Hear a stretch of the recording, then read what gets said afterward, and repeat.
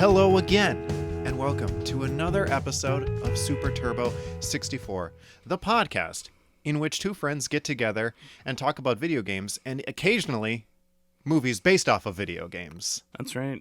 I'm Jason Vandervoort, and I am joined by my equally qualified co-host, Jeff Ross. Jason's implying something about us.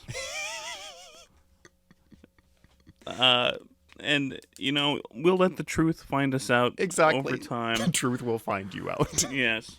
But yeah, if you couldn't tell by the title that we will most likely pick for this episode, today's episode is going to be about Jeff and I giving our review of the new Mortal Kombat. Yeah, Mortal Kombat 2021. Indeed. Yeah, we saw it just a few days ago, actually. Yeah, and it's like Jeff and I are both really big fans of Mortal Kombat. So, I mean, this was a movie that we were obviously going to see. And it also marked, like, your first day kind of, like, actively going out and doing things now, because basically at the time of us recording this, like, we're fully vaccinated and it's like we're good to kind of go out and, like, start doing stuff again. It was a good day to explore the world. It was my fully vaccinated day. Yeah, exactly. You were after. You were deemed fully vaccinated and ready to be released upon the world. We celebrated, of course, by chomping on chicken meat drenched in sauces of various types, dry rubs, as well as exploring shops of the local metropolitan area, and finally watching a movie at a newly refurbished theater. Yeah. No, it was a great day. Yeah. And so we'll be able to tell you all about that adventure. But before we get too carried away with, the meat of today's episode, what you been playing, Jeff? Jason, I've hardly been playing games, but there is one Gasp. game. I know, it hurts to hear. It's wrong. But there is one game I've been playing a lot of. That's Call of Duty Warzone. The same, I think I've mentioned that the last couple episodes as well. It's been a standby recently. It has, it's something where you can just connect with buds and play it for a while. We've begun to just, hate on rose skin wearing players. I have no idea what that means. Exactly.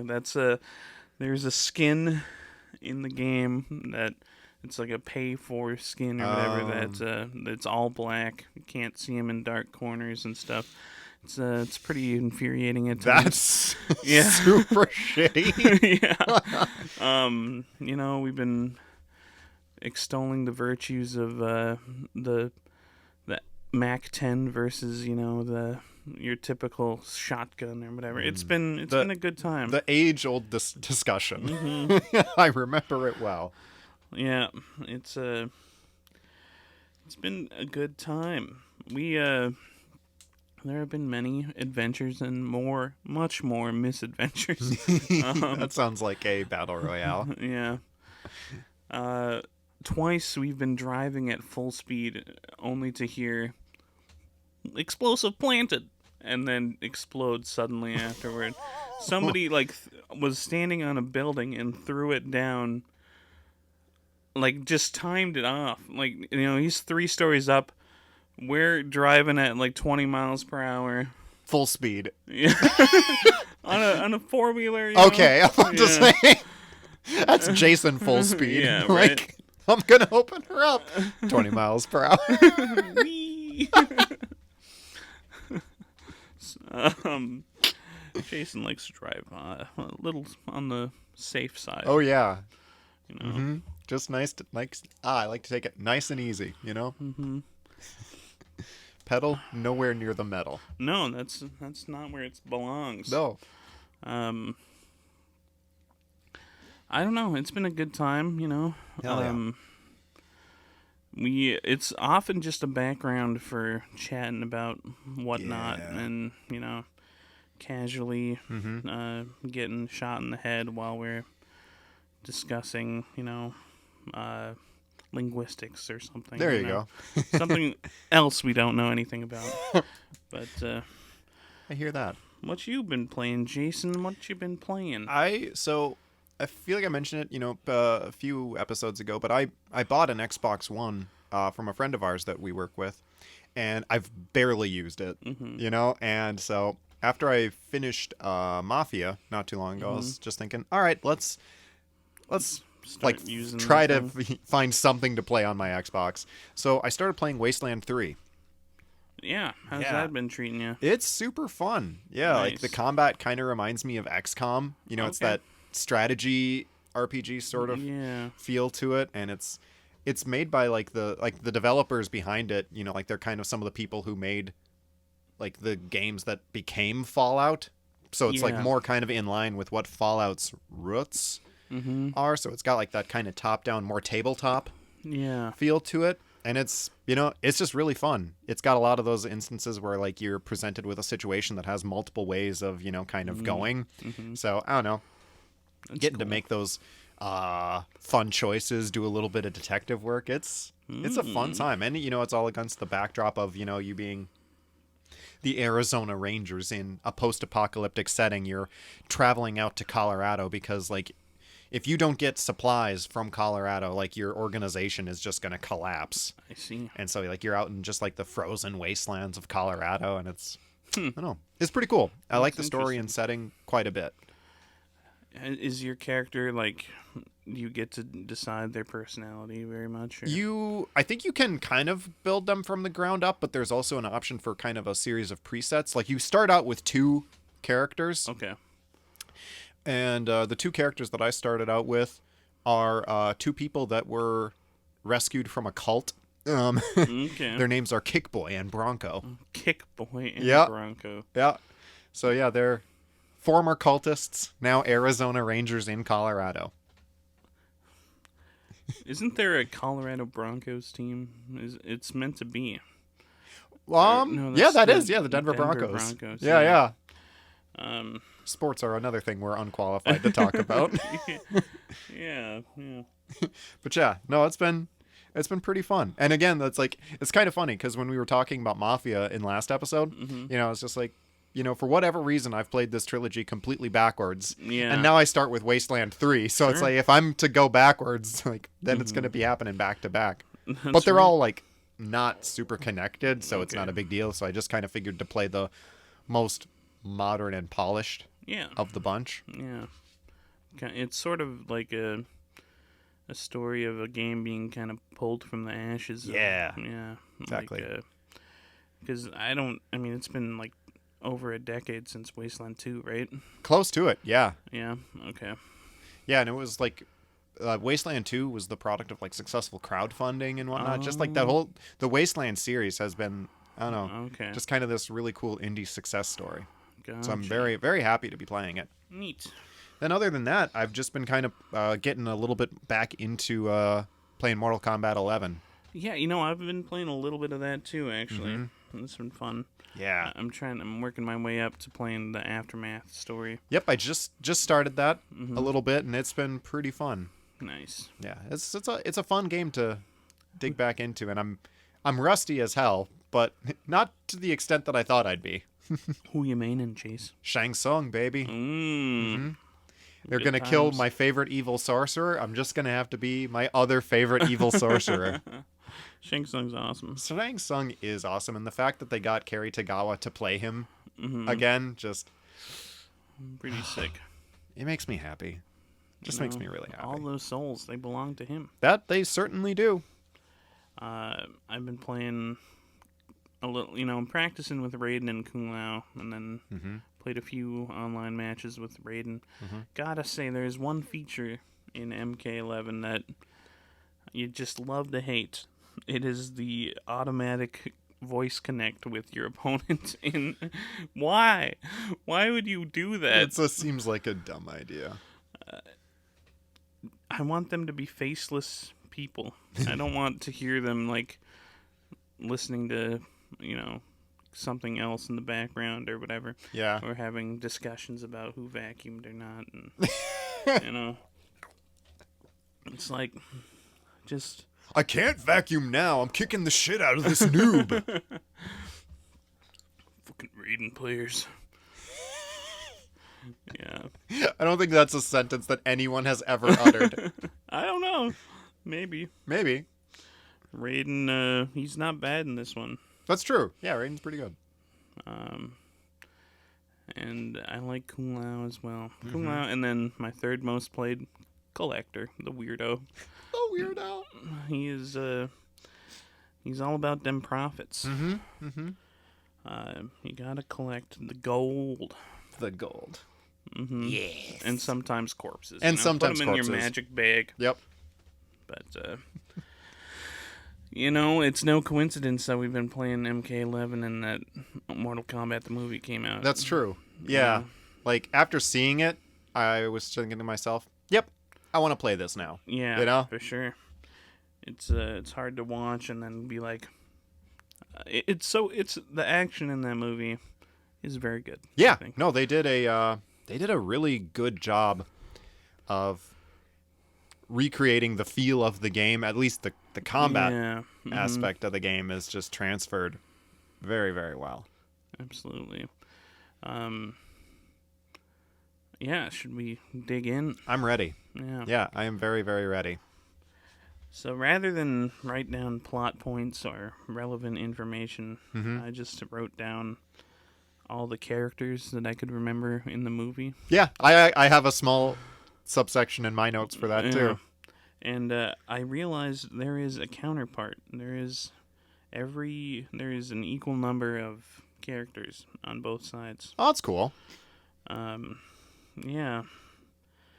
So everyone, and it kind of adds up because like everyone defeats one person. It seems, Yeah, for the most part.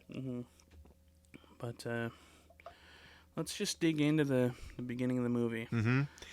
The sun rises on Imperial Japan. Okay, no, it's more like it's like late afternoon. Pre-industrial Japan, for one thing. The 1600s, yep. And it's, you got Hanzo Hasashi's compound, later referred to as one of the greatest ninjas in history. And I should mention, Hanzo Hasashi, or Scorpion, is played by Hiroyuki Sanada. You've probably seen him in like a lot of other movies. He was the main villain in The Wolverine, so he played Silver Samurai. Oh, okay. Yeah, and he also had a small part in Avengers Endgame.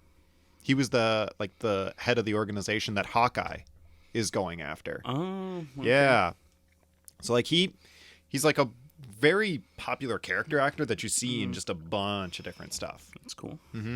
And like when I found out that he was the one who was cast as Scorpion, like that was the choice that I saw that was making me think, okay, now I am on board. Okay.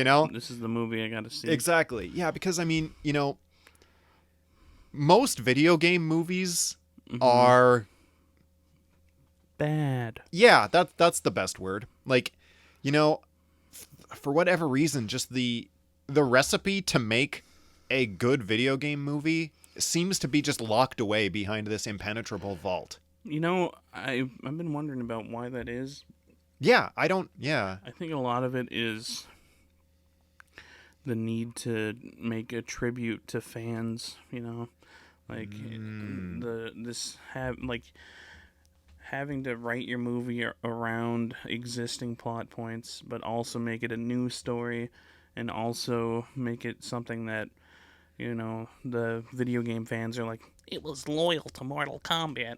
I liked the part where he said, get over here. I told you that in confidence. Jeff, I'd like to tell you something. I liked the part where he said, get over here. Yeah, and you managed to capture my voice so perfectly, too. Yeah, so, I don't know, but... I don't know, like, I almost feel that it's the opposite problem. Sure. I feel like most of the time we get bad video game movies because you have people attached to either write or direct these movies who really don't they don't get games. Yeah, sure. Yeah. And it's like the original Mortal Kombat movie adapts the events of the original game fairly well. Yeah. And, like, yeah, it's not a perfect movie either, but I would definitely say that the original... Disagree. Okay. But I would say that the original Mortal Kombat movie does kind of hold up as probably one of the best video game like movie adaptations. Yeah. Like they did a really good job, especially like at the time.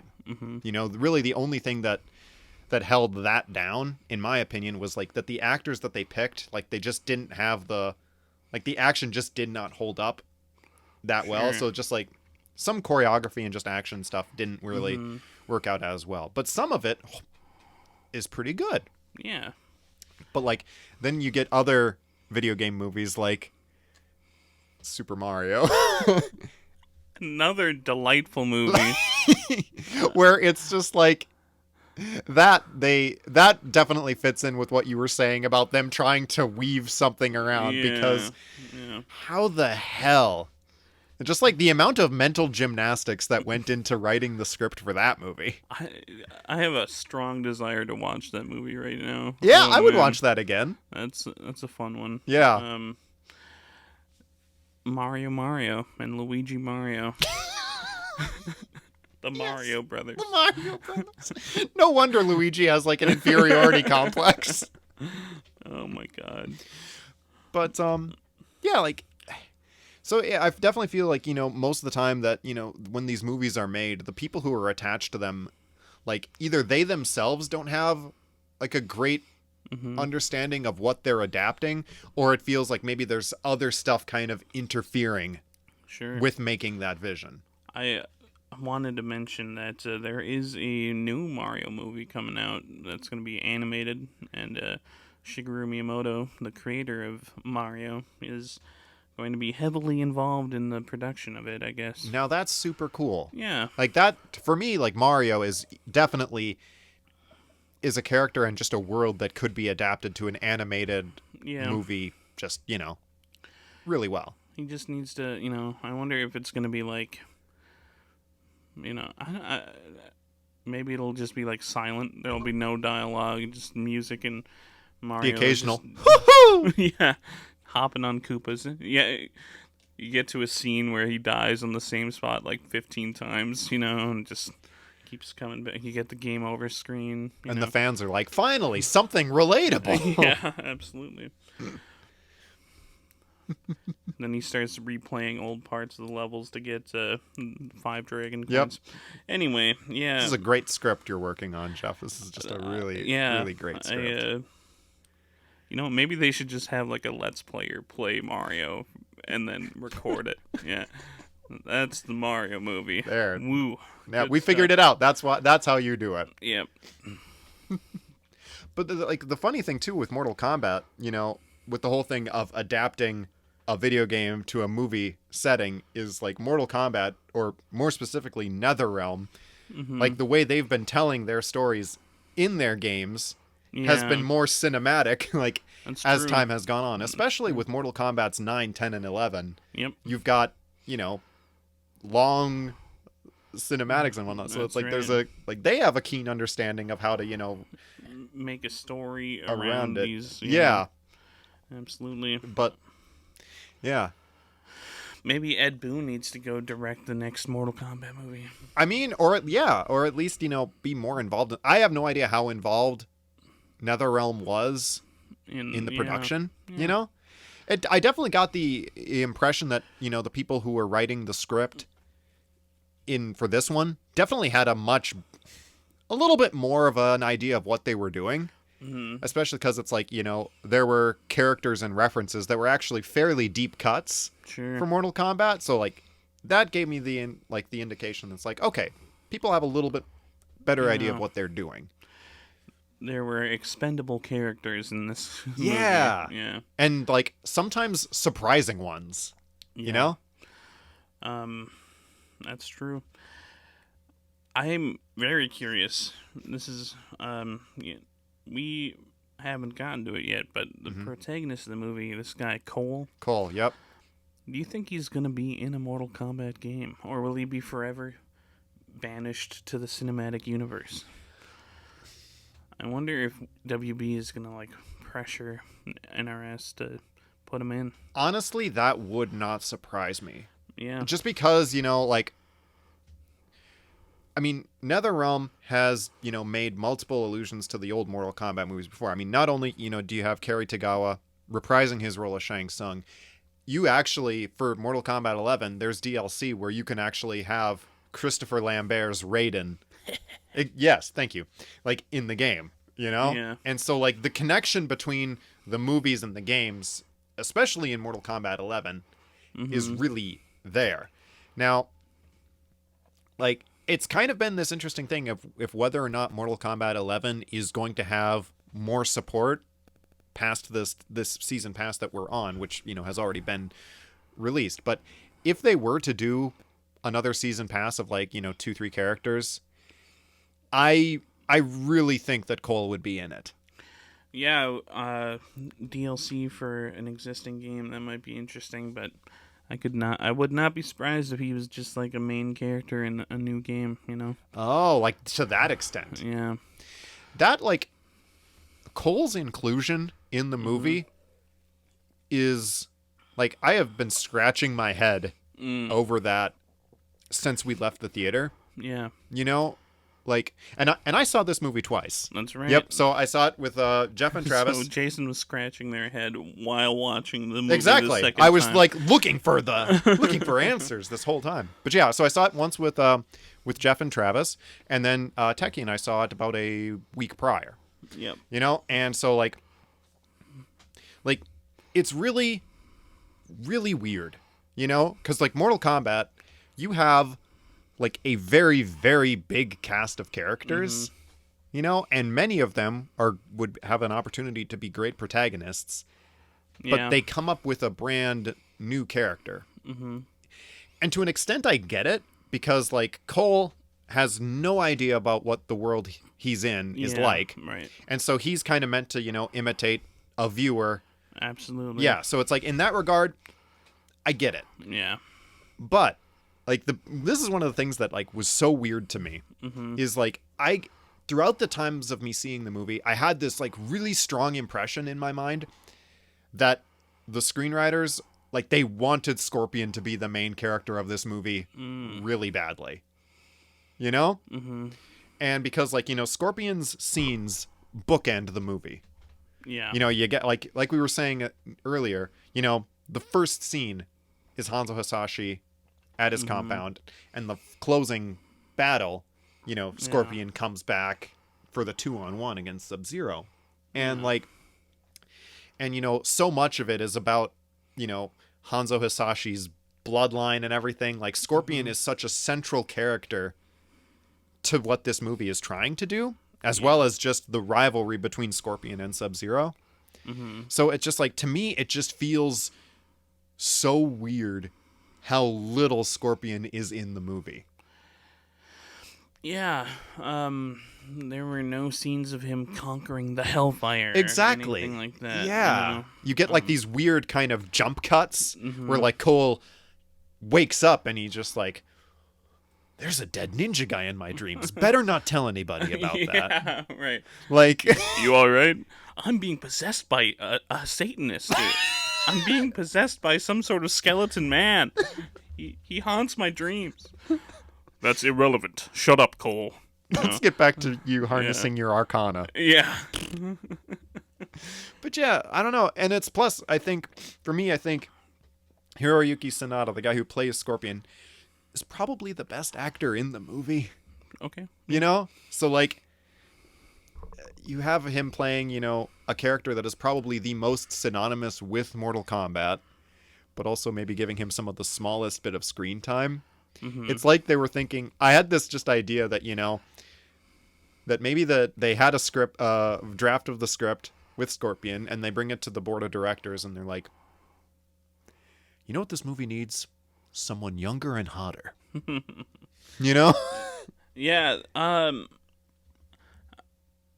think, part of it, you mentioned it earlier, they, like, all of the biggest action movies in the past many years seem to have the everyman character, like Yeah. you think of like the Matrix, where like I'm just a guy, but it turns out I'm actually the chosen one. Right. But I also think that there was somebody who was like, we can't have ninjas in the year 2021. It's so 1617. Here, let me show you a little bit of history, kiddo. And then they You ever hear of a thing called MMA? That's what all the cool kids are looking into now. it's sort of a modern day ninja. Yeah.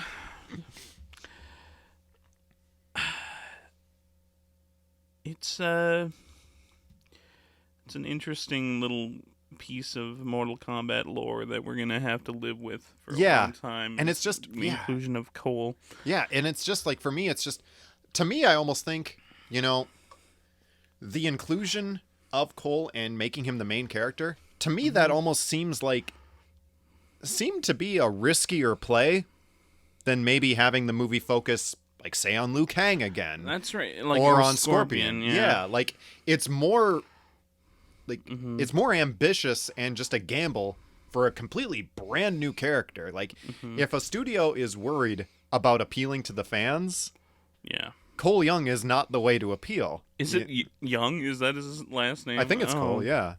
Cole Young, that's funny. I think. I might have, like, my mind may have just made a connection to something else. I'll have to look that up afterwards. But, I think part of it might also that happens is that the last Mortal Kombat movie wasn't Annihilation. It was like we just had a animated movie come out last year, right? Starring Scorpion's Scorpion. Revenge. Yeah, exactly. And so it's entirely possible. But they didn't want to do the exact same movie again. Right. Same with like Mortal Kombat 1. If they just make Liu Kang the chosen one once again, it's something where they're looking for a new take on the series, right? Which I appreciate. I definitely do. And it is Cole Young, by the way. I had to quick look it up, otherwise it was going to bother the hell out of me. That's a hilarious name for this everyman type character. Cole Young. It might as well be Cole Handsome. Hello, Mr. Handsome. Would you like to be in a fight to the death? That's really funny. But I can't hold it back any longer. Oh boy. I just want to say how impressive it is that Jax went through 6 tours, motherfucker. I actually wrote that down. When I was writing Jax, I put like a small parentheses, 6 tours, motherfucker. That's what I have written down as well. That's he just throws that out as he's fighting Sub-Zero.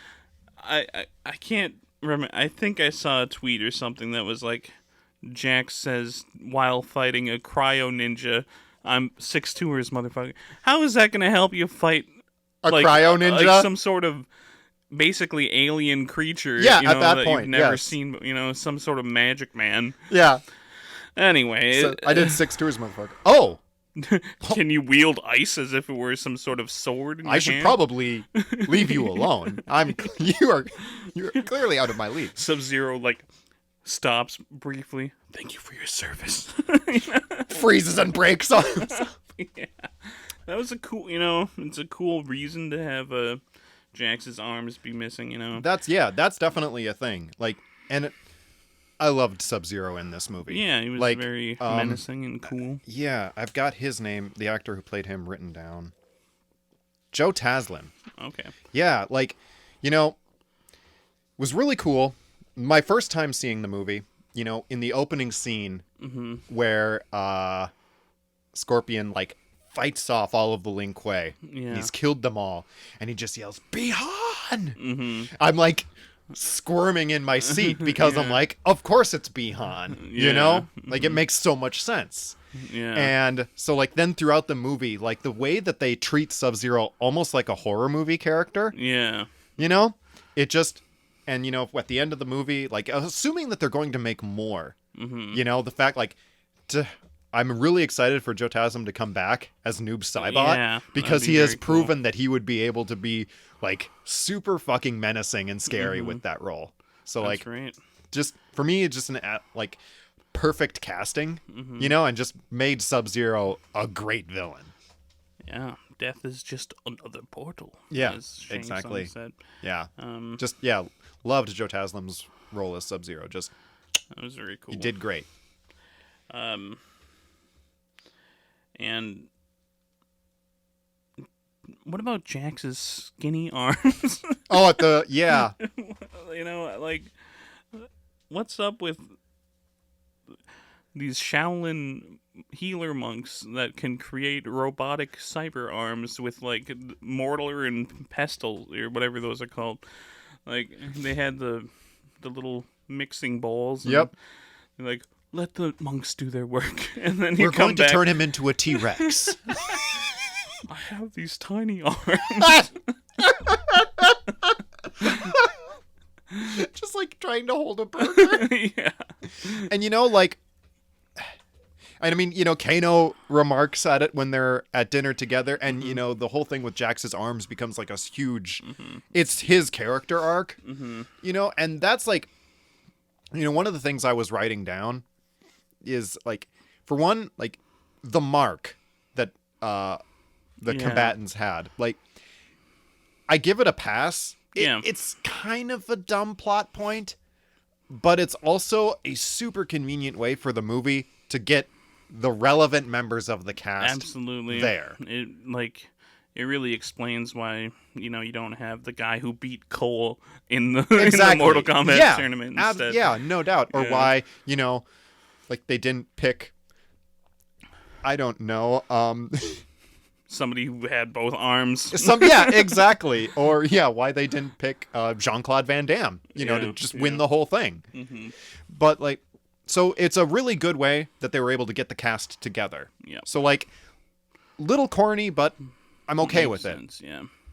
Like, but the way they kind of, the powers thing, Yeah. I'm like, it's so teetering on the edge for me. Sure. You know, like, it, because the whole way, like the thing with their powers really kind of weighs down the second act of the movie. Right. You know, and it kind of turns it to like that boring second part of the movie for like every Marvel movie. Sure. Where it's just finding your superpower. Yeah. You know? Yeah. And it's a training montage, so it's like a bunch of the really boring movie tropes all kind of combined into one. Right. And but like the ways in which it works is because, you know, Jack's getting his Arcana the way he does, like, so he gets like his actual big robot arms on top of his skinny mortar pestle arms. Yeah. That was tough. And then Cole, like, Cole's Arcana manifesting the way it did, like, that's also neat, you know? Yeah. It's just good character arc, you know, like the fact that his power is able to, like, you know, just keep getting knocked down and being able to turn that energy outwards. That's Black Panther power. basically, no, it's a very good comparison. Like that. So in that regard, the Arcana bit, like, that works. It's kind of like with the mark. It's just, okay, you're risking losing me, but you're tying it together. Yeah. You know, it's just the weirdest thing about the Arcana in that regard is, like, for me, both Jax and Sonya, like, in the games, their powers are based on technology. Yeah. You know, I mean, And Jax, Kano as well. Yeah. Kano, same. And I was really hoping that his Arcana would be able to be a flying ball. Oh, sure. Oh, Kano. Yeah. Who did I say? Oh, you didn't say anything. Sorry. Like, the thought of also, like, you know, Jax has the power to, like, shoot balls, you know, with his energy. Yeah, or so it's whatever, like, but... you know, with Kano or with Jax and Sonya, like, doing away with the Arcana thing would have been okay. Yeah. You know? Like, and Sonya basically gets her Arcana off screen after fighting Kano. Yeah, it's so easy. So easy to get your Arcana. All you Cole, have to why do are you is... so bad at this? Right. I did it. I had my mark for 5 minutes. Yeah, exactly. God, she's just that much better of a person than Exactly. Cole Young. Yeah. Yes. I wonder how many tours she did. God, probably at least 5. At least that's probably it. Yep, that's fair. But yeah, like, just and the way they handled the Arcana, like, for Liu Kang and Kung Lao, like, it works. Like, yeah, they already had it souped up beforehand. Yeah, exactly.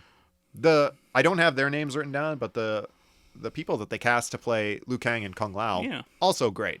Just did really good jobs with it. Yep. I mean, like, most of the casting in this movie is great. Yeah. There's, like, I've got a couple of exceptions. Okay. Like, for me, the casting of Shang Tsung. Yeah, he was, you were saying he was a little boring after we watched it. Yeah. So the actor who played Shang Tsung is Chin Han, who you might remember from The Dark Knight. Yeah. Yeah. So like the accountant. Yeah, movie. exactly. Yeah. And it's like, he kind of was able to project this whole thing of like, definitely was able to project this feeling of like that everyone was beneath him. Mm-hmm. So like he had a certain bit of gravitas, but like in the older movies, like I feel like Shang Tsung was able to steal every scene he was in, much like he would a soul. This scene is mine. I like it. I do too. But this Shang Tsung, like, he didn't. It just like this was a very serviceable yet unremarkable villain. Yeah, it's hard to compare to some of the iconic, like the old Shang Tsung and right. So it's yeah, exactly. He did a decent job. Right. I thought it was interesting there was no reference to Shao Kahn at all. And in fact, in the first Mortal Kombat game, that was also true. There was like Shang Tsung was he was the big bad. Yeah. Really the only reference to Shao Kahn is in Raiden's temple, like he's on a mural. Okay. That's it. Okay. Like that's what he asks about. Either Cole or Kano asks about it, and that's where Liu Kang, kind of fills them in on what Outworld is. Oh yeah, it's a brutal place. Yeah, it's our greatest enemy. So that's right. I mean, my favorite Mortal Kombat character, Quan Chi, is not in this movie. Yeah. You see the amulet that he frequently uses. Shinnok's amulet. Yeah, so Kano tries to swipe it. Yeah. And so that's the closest thing to Quan Chi that I have. Mm-hmm. But but your favorite character is in this. So what did you think of Raiden? I thought like it was cool that how he demonstrated his power, as like able to stop these bad guys from right. Infiltrating the temple and there was. I feel like Raiden was kind of the source of a couple of plot holes, just not that plot holes really make or break a movie for me, but it's just that they even lampshade it, like, why didn't you stop Shang Tsung from killing Kung Lao? He's like, I can't directly interfere, but at the same time, he spends the whole movie interfering, Right. He's preventing the combat from happening. And Shang Tsung can't be a tournament person, so it's not like he's interrupting the tournament. He's just... Yeah. He's like, he just can't spare every mortal because it's in his contract as an elder god to not, save the life of every person he sees who's dying. Right. Because you would think, because they're like the whole part about this is like Shang Tsung is trying to kill all these people now so that there won't be a tournament. Like there's this whole thing about there being a prophecy that the 10th tournament is going to be won by Earthrealm and that, it's not. And won by Hanzo Hasashi's his bloodline. Yeah. So when it comes to this 10th tournament, Shang Tsung's like, well, then there just won't be one. Yeah. Right. So like, where they talk about how Raiden may not be able to interfere with certain aspects, you would definitely think it would be in his contract to protect everyone to ensure they make it to the tournament, And the other thing that I thought was kind of weird, sus, as the children would say. Sorry, children.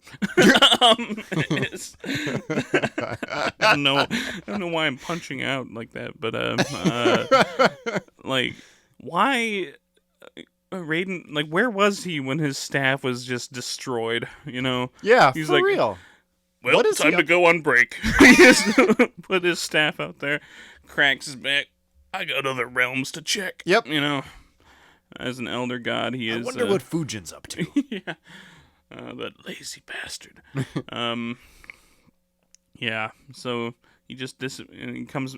My staff. Oh no! Now my. You know, it's so important that it killed. It resulted in like the death of Kung Lao, basically. Yeah. That these people invaded, the temple after all, and nearly killed Sonya and Jax, and Right. so Raiden just took a day off, and he shouldn't have. Yeah. But he trusted Kano. Yeah. And that's like, Kano was probably the most surprising aspect of the movie for me. Kano's always a character that I've liked, but he's always been like a side character. Yeah, for you know? sure. This is the most front and center Kano has been in like in any game or movie. Yeah. Yeah. And the guy that they chose to play him, Josh Lawson, very good. did great. Like probably like most of the scenes that he is in, he steals, Yeah. much like a soul.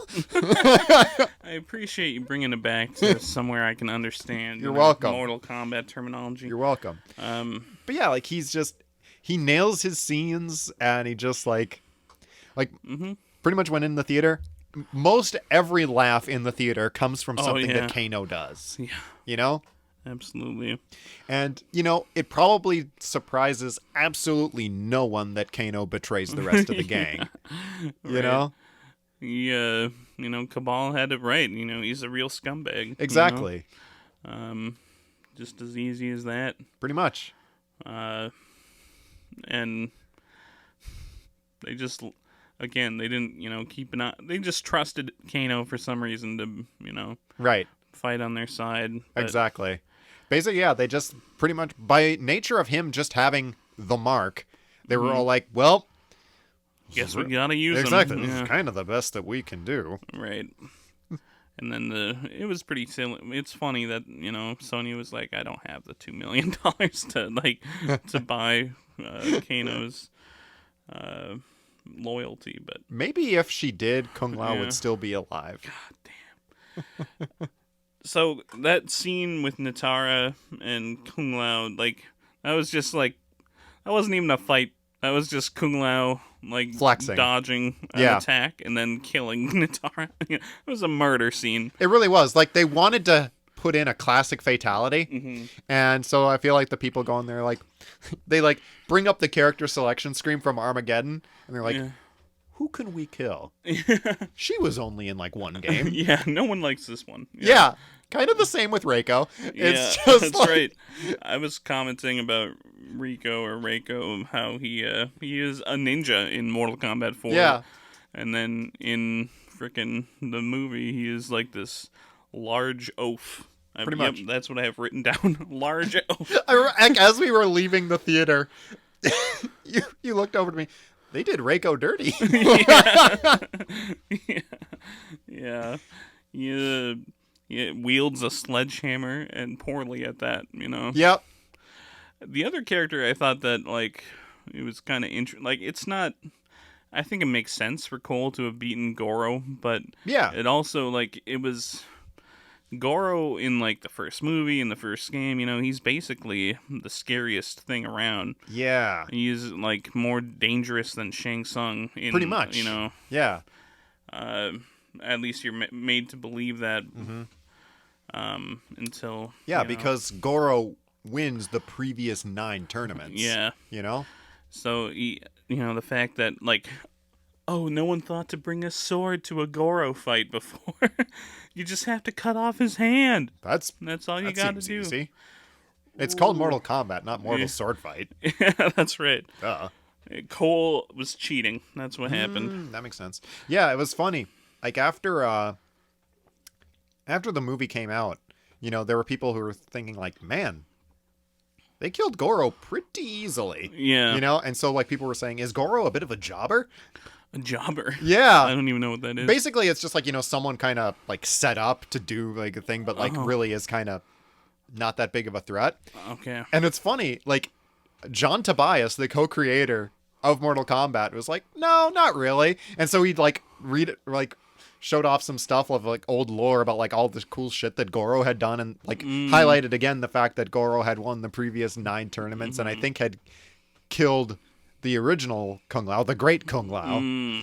So yeah, I mean, again, like the whole way that they handled Goro in this is kind of that same thing where they are able to kind of put like give Cole his Arcana, and Yeah. it works in that regard. So I'm not too broken up with how they No. handled Goro. No, I mean, all in all, I don't have any major complaints about the movie, frankly. Yeah. It's just, it's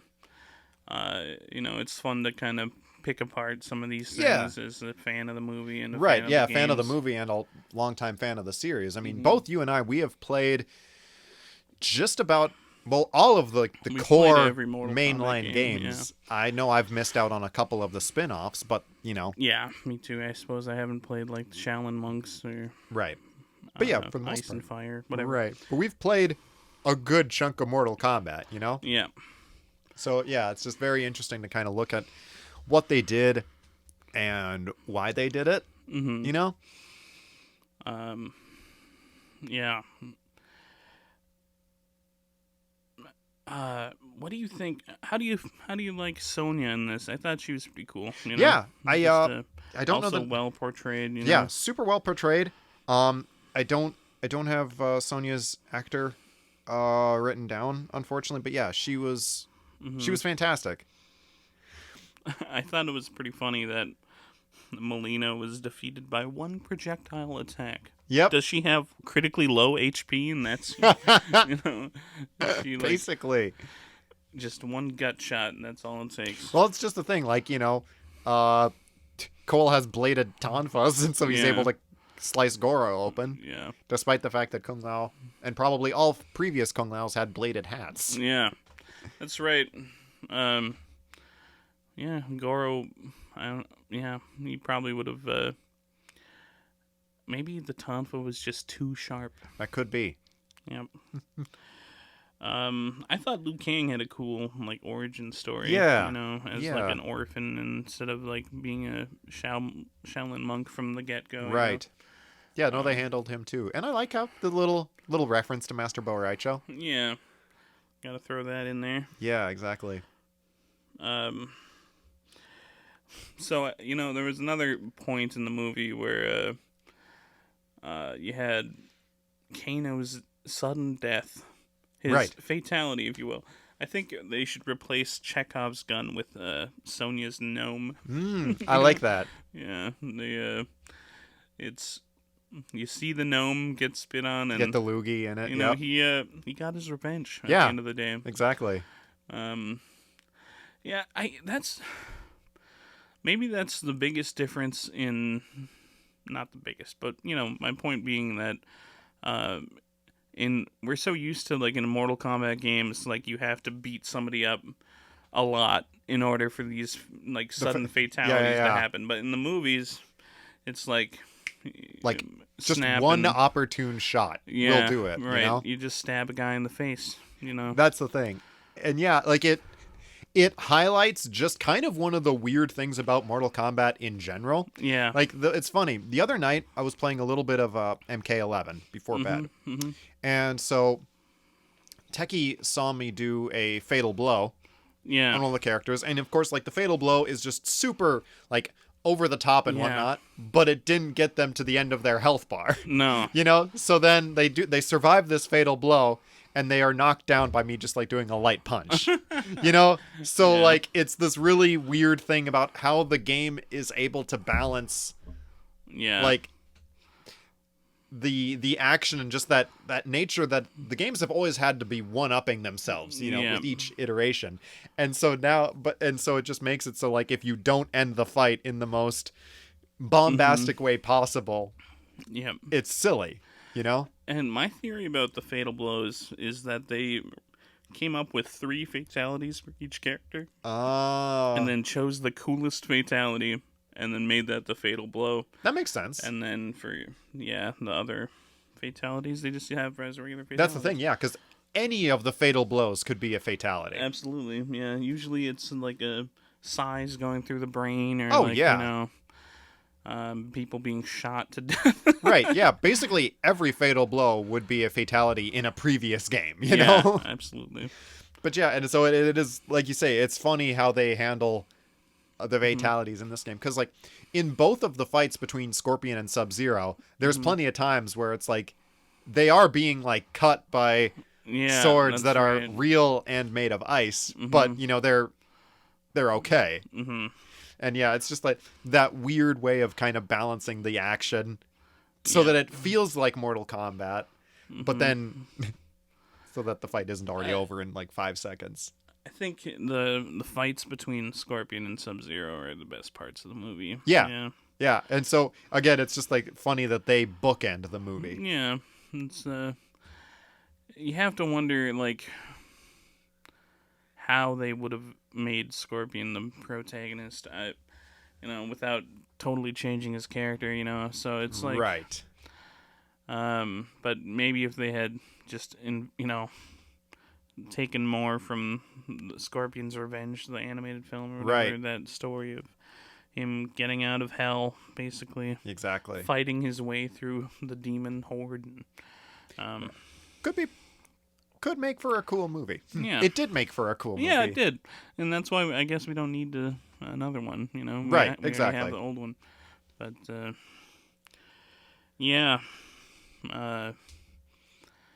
Reptile was literally just a crocodile, basically. Which he is in some games. Like, some games he's more ninja-ish, sometimes he's more lizard-ish. Mm-hmm. Like in in Deadly Alliance and Deception, he's very, very lizard-ish. So, like, his design in this felt very like those games. Mm-hmm. He still wears clothes in the games, at least. That's true. Yeah. No. In this one, he is a straight-up, like, lizard man. Yeah. Yep. And you get Kano to do the heart rip. Yeah, that was cool. Pretty cool. And then Kano wins. Yeah, and does the little doodle afterwards. The doodle, and that didn't come back at all, and that was interesting. Right. That's like thinking about Kano and his kind of his part and just overall his vibe throughout the movie. Mm-hmm. Like, for me, that was kind of the perfect snapshot of how to do like a Mortal Kombat story. Sure. Because, like, Mortal Kombat is probably the weirdest balancing act in tone in a video game. Right. Because, like, on one hand, it's, like, exceedingly violent, but it is also, like, exceedingly cartoony. Yep. Like, it's over the top to a cartoonish effect. Yeah. So, like, if you take the source material too seriously, something will feel off. Right. But then if you go that other direction, it will still feel off. Yeah. And so, like, I definitely feel like this movie as a whole had a very good understanding of that. And so it was able to kind of put in enough humor, especially in Kano's scenes, to kind of make it feel authentically Mortal Kombat in that regard. Yeah. Because it's like, and I mean, Mortal Kombat has struggled with tone basically ever since it has been a thing.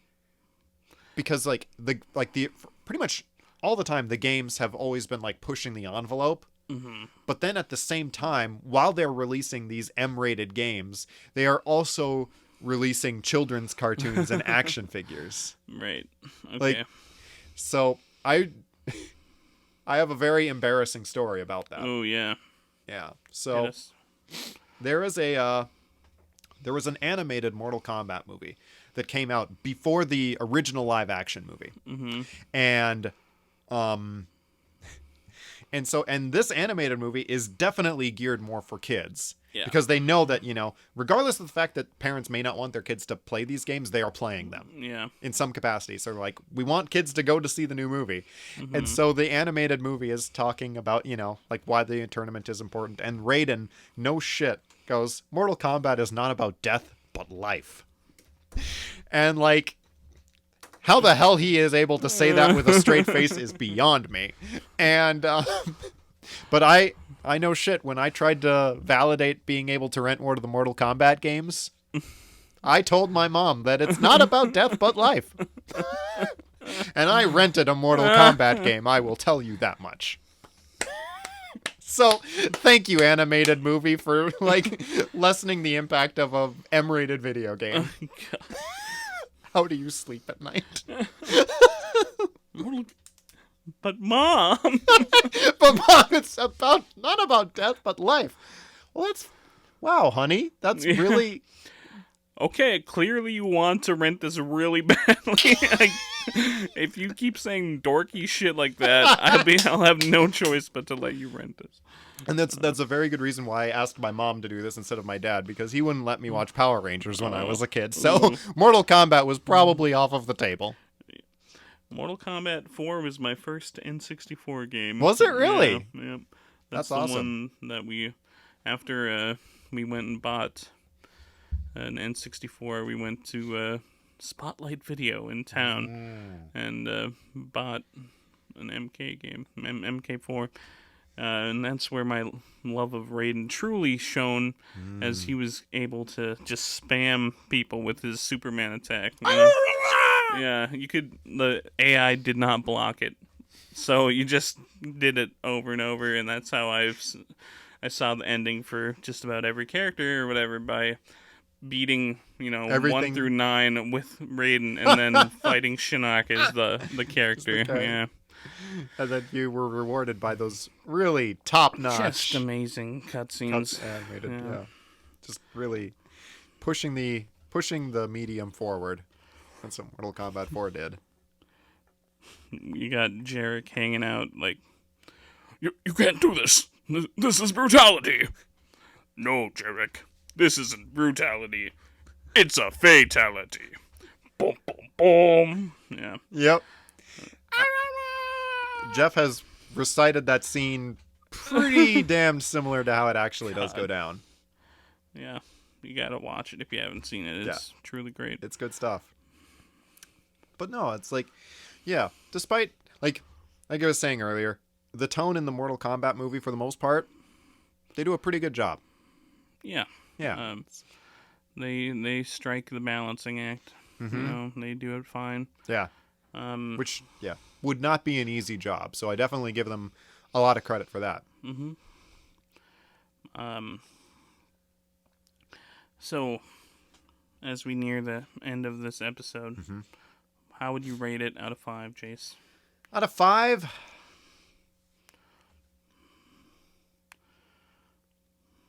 I'd give it a 3.5. I was thinking about the same thing. Yeah. Either like 3.5 or 3.75, Yeah, like it's good.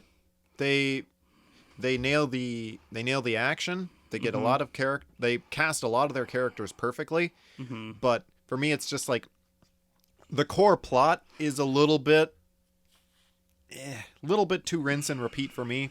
Sure. And just some of their narrative choices feel off. But overall, yeah, like I had no problem seeing the movie twice, that's good. That's good praise, I think.